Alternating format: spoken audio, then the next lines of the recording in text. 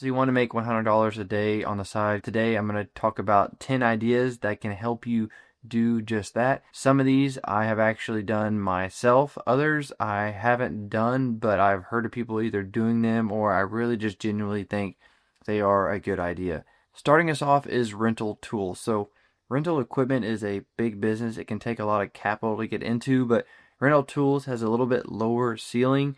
And being from South Texas, where I'm from, a lot of people just have a lot of tools laying around. And so many people, when they have a problem that comes up, whether it's with their house, with their car, maybe they're building something in particular, they don't want to go out and spend hundreds, potentially even thousands of dollars on a particular tool. You can list these items for rent. Maybe just start to rent them out to people you know at first, because you'll likely need some type of contract if you really start going mainstream business with this. But this is an easy way, if you already have these tools laying around, is just to rent them out. Use a website like Facebook Marketplace or Craigslist to advertise them. You don't have to have a fancy website for this. But like I said, an easy way to make $100 a day here if you already have these tools laying around. Number two is one I actually have personal experience doing, and that is building or running a newsletter. So I run the Chump Change newsletter. Subscribe if you haven't yet. But the way I think you can make your newsletter stand out is by doing a local newsletter. So what this would look like would be basically a newspaper that is online, essentially. So you would go to a platform like Beehive, create yourself a newsletter, and then start marketing it locally in your area. You could talk about events that were happening. You could advertise new houses that are coming up for sale. You could interview service business in the area, cover local sports, etc., etc. You're basically going to be a newspaper for your local area, and the way you would monetize this would be by selling ad spots on your newsletter. So if you get enough viewers on here, you could easily make this into $100 a send, and potentially even $100 a day, depending on your market size and how big you can grow this thing long term. If you're a sports fan, number three is going to be one you will like, and that is to umpire or referee games on the side. My college roommate actually did this when we were in school to help pay school and probably just buy beer, but he would make about $100 a game that he would umpire for the local Little League.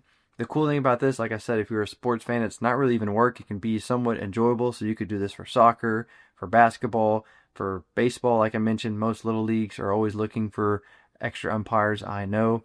And so it's pretty much you would just go up and ask, take a short class, show that you know what you're talking about, and you pretty much be ready to go. If you like sports and you want to make an extra couple $100, maybe even a few $100 depending on the rates, I think being a ref on the side is a great one that you could do, and it's not really work. Next, we're going back into the work side of things, unfortunately, but that is being a handyman. If you have carpenter skills, know how to weld, maybe you are good at fixing engines, all these are services that people would pay for. There's a guy that I watch on YouTube named Boat Busters, I think.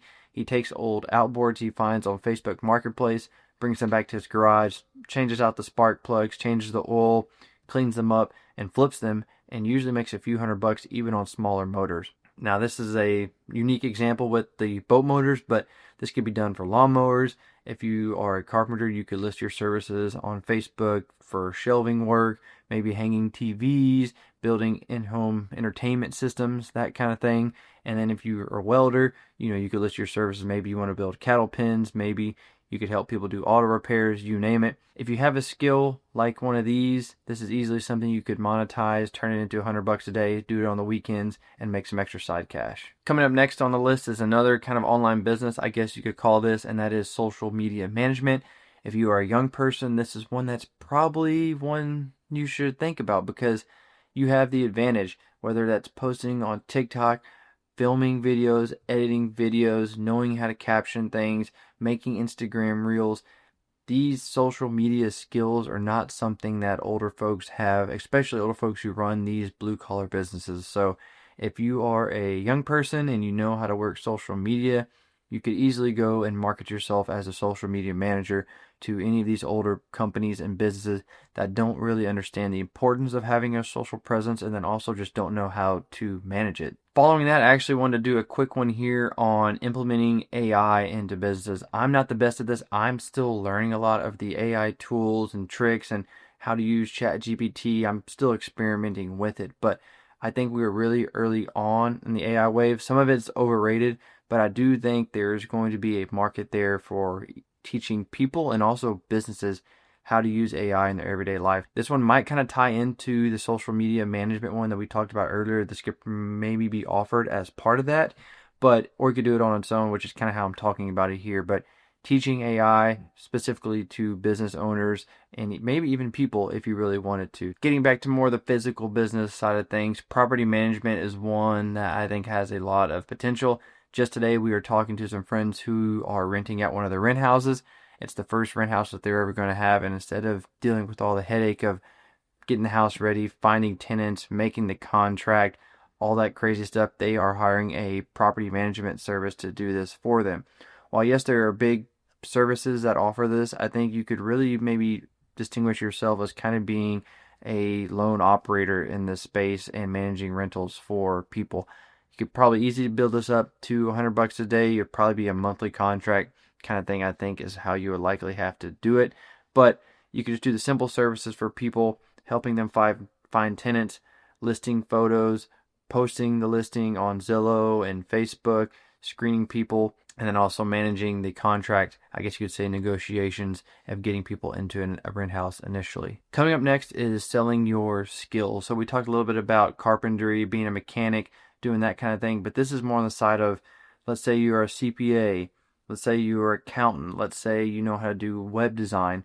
These are all things that you could actually teach people to do. You could sell a course online. You could put together a paid program to teach people how to do this, like a mentorship almost.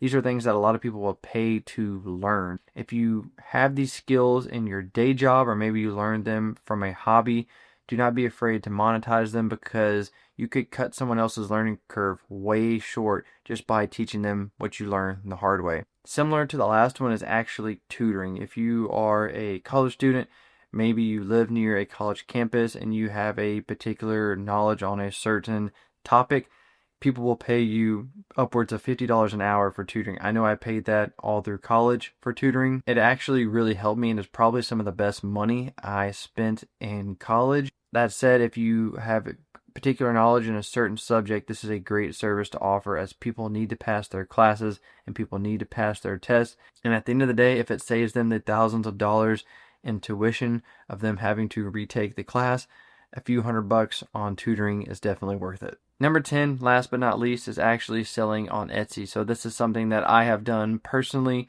with myself and a couple friends and my brother. We've sold goods on Etsy for a few years now, and it has done fairly well for us. There's many different things you can sell on Etsy. Some of the digital goods like we talked about previously, but I think where Etsy really stands out is in the physical goods space, particularly things that are unique. Amazon is great, but you are going to compete with big brands. You're going to compete a lot with Chinese sellers. So if you have some type of product that has a unique spin on it, maybe it's homemade, maybe it's something you manufacture local, Etsy, I think, is the best place to get that started.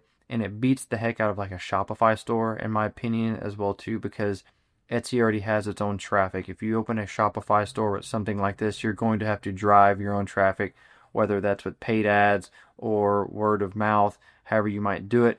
Etsy gives you a little bit of advantage because you can take advantage of the search traffic that they already have on their platform. So that's the 10 ideas on how to make $100 a day. I think a lot of these have big potential going forward over the next year. So let me know if you have experience with any of these, or if you're going to try any of them out. I'm curious to hear about your success story. Hopefully, if you haven't yet, hit the subscribe button, smack that like. I'm a new channel. It will help me out tremendously. So thank you guys for watching. I'll see you in the next one.